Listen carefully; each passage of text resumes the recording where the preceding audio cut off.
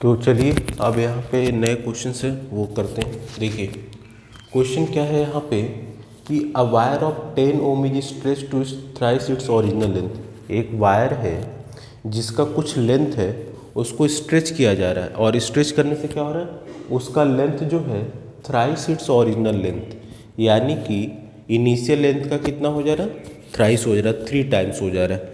तो क्वेश्चन में कहने का मतलब है कि अगर यहाँ पे सॉल्यूशन करते हैं तो यहाँ पे इनिशियल लेंथ अगर L मानते हैं तो स्ट्रेच करने के बाद इसकी लेंथ कितनी हो जा रही है, थ्राइस, दैट मीन्स 3L।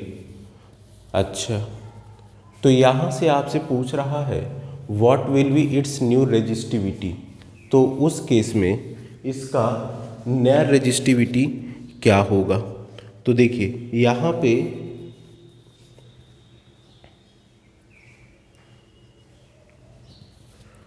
पहली चीज जो समझिएगा, यहाँ पे रेजिस्टिविटी तो हम बाद में देखेंगे, पहले रेजिस्टेंस देख लेते हैं। देखिए यहाँ पे इनिशियली क्या है, हम पहले इसको सॉल्व कर लेते हैं रेजिस्टेंस वाला। ठीक है, हमें पता है R equals to rho L upon A, ये फॉर्मूला होता है। अच्छा, अब यहाँ पे रो है रेजिस्टिविटी, लेंथ, एरिया और ये रेजिस्टेंस। तो हमने माना इनिशियल R1 है, L1 है, A1 है।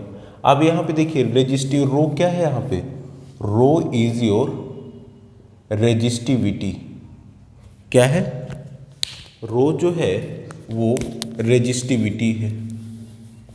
ठीक है, अब यहाँ देखिए, तो अगर ये फॉर्मूला लगाए तो इसमें हमने 1 नहीं लगाया, क्यों, बिकॉज कि मटेरियल वही है, उसी मटेरियल से हम दूसरा वायर बना रहे हैं जिसकी लेंथ जो है थ्राइस है, 3 टाइम्स से इनिशियल लेंथ का, ये कह रहा है। तो इसका मतलब क्या है, इसका मतलब ये है कि अगर लेंथ इनिशियल L है, ठीक है, और बाद में L2 3L हो जा रहा है, दैट मीन्स मटेरियल वही है ना, उसी मटेरियल को हम चेंज कर रहे हैं, उसका डायमेंशन चेंज कर रहे हैं। तो इस केस में इसका रेजिस्टिविटी जो होगा इट विल रिमेन सेम।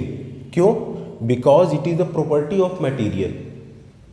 ठीक है, ये इंट्रिंसिक प्रॉपर्टी है, ये जो है ये मटेरियल की प्रॉपर्टी, मटेरियल वही है, आप उसको छोटा करें, बड़ा करें, मोटा करें, चौड़ा करें, कुछ भी करें, बट ये जो है प्रॉपर्टी, और इस प्रॉपर्टी के कारण क्या होगा, ये सेम रहेगा। अब आते हैं रेजिस्टेंस पे। तो रेजिस्टेंस का फॉर्मूला होता है R इक्वल्स टू रो, इसमें होता है रो L अपॉन A।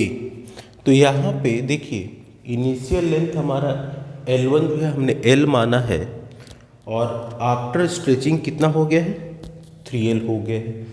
तो मान लिया हमने R1 equals to row L1 upon A1। इसी तरीके से हो जाएगा R2 equals to row L2 upon A2।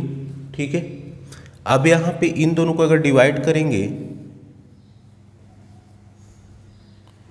तो रो L1 upon A1 upon rho L2 upon A2। Video में आ रहा है इतना, ठीक है।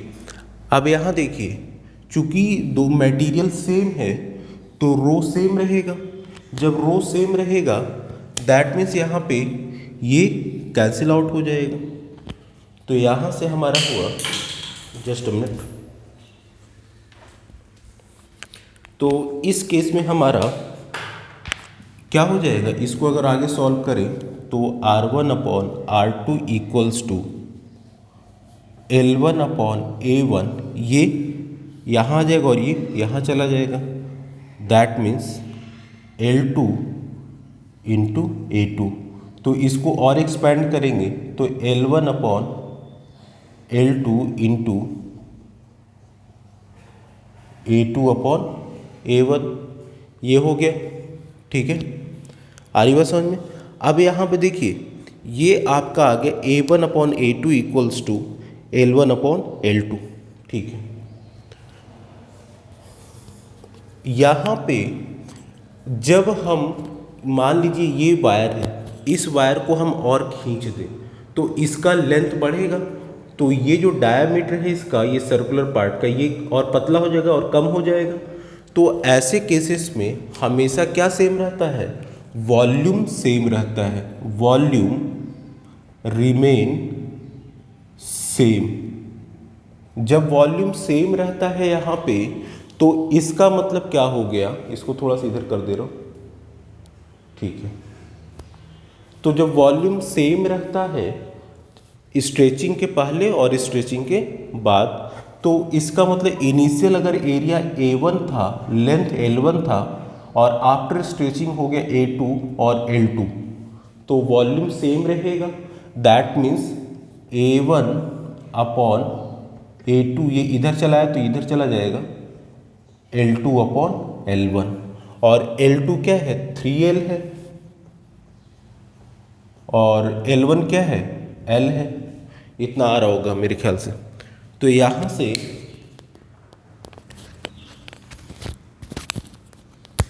ये आपका हो गया A1 upon A2 equals to L2 upon L1 equals to L से L कैंसिल, 3:1, ठीक है। तो ये वैल्यू जो है, इस वैल्यू को अब हम यहाँ पुट करते हैं। तो देखिए R1 upon R2 equals to L1 upon L2। देखिए L2 अपॉन L1 हमारा 3/1 है, तो L1 अपॉन L2 क्या हो जाएगा, 1/3 इंटू A2 अपॉन A1। ठीक है, एक मिनट रुके, सॉरी, ये L1 L2 upon L1, next है A2 अपॉन A1। तो L2 L1 अपॉन L2 हमारा हो गया यहाँ से, ये हो जाएगा आपका L1 upon L2 equals to 1:3, और A2 upon A1, A2 upon A1 this is also 1/3। तो ये हो जाएगा R1 upon R2 equals to 1/9। तो R1 जो हो जाएगा, ये R2 जो हो जाएगा, this is equals to 9R1, ठीक है। तो इनिशियल जो वैल्यू था उसका 9 टाइम्स ये हो जाएगा, ठीक है। अब यहाँ पे जब ये 9 टाइम्स हो गया और इनिशियल वैल्यू R की कितनी थी, 10 ओम, ये ओम का सिंबल है, इस तरीके से जो होता है ओम का सिंबल होता है, और ओम किसका होता है, रेजिस्टेंस का। तो यहाँ पे R2 की वैल्यू रख देंगे, R1 की सॉरी, तो R2 equals to 9 into R1 कितना है, 10, तो ये इतना हो जाएगा 90 ओम, ठीक है। तो ये क्वेश्चन है, इसमें बेसिकली हमने क्या किया, हमने यहाँ पे क्या किया, क्वेश्चन समझिए, ये अलग क्वेश्चन, ये हम सेकेंड वीडियो में करवा देंगे, इसको देख लीजिए। बेसिकली क्या है, एक वायर है, उसको स्ट्रेच किया जाता है। जब वायर को आप स्ट्रेच करेंगे तो उसका लेंथ बढ़ेगा। ये जैसे वायर है, इसको हम स्ट्रेच करेंगे, खींचेंगे तो इसका लेंथ बढ़ेगा, बट ये जो है इतना, ये तो कम होगा ना, ये तो हमारा कम होगा, इसका ये जो लेंथ है, ये थिकनेस, ये क्या हो जाएगा, कम हो जाएगा। तो यानी कि ये और पतला हो जाएगा लेकिन लंबा है। दोनों ही केस में जब इसका डायमेंशन चेंज कर रहे हैं, याद रखिएगा वॉल्यूम हमेशा उस केस में क्या रहेगा, सेम रहेगा, इनिशियली और आफ्टर। तो वॉल्यूम क्या होता है, एरिया इंटू लेंथ, हमने यहाँ से ले लिया। तो initial area A1, initial length L1, initial area A2, sorry after stretching area क्या हो गया, A2 और लेंथ L2। तो अब यहाँ से हमने रेशियो निकाला, A1 upon A2 equals to L2 upon L1 equals to 3L। क्यों, after stretching 3 times of its initial length हो जा रहा था, तो 3L अपॉन L से L कैंसिल कर लिया, 3/1।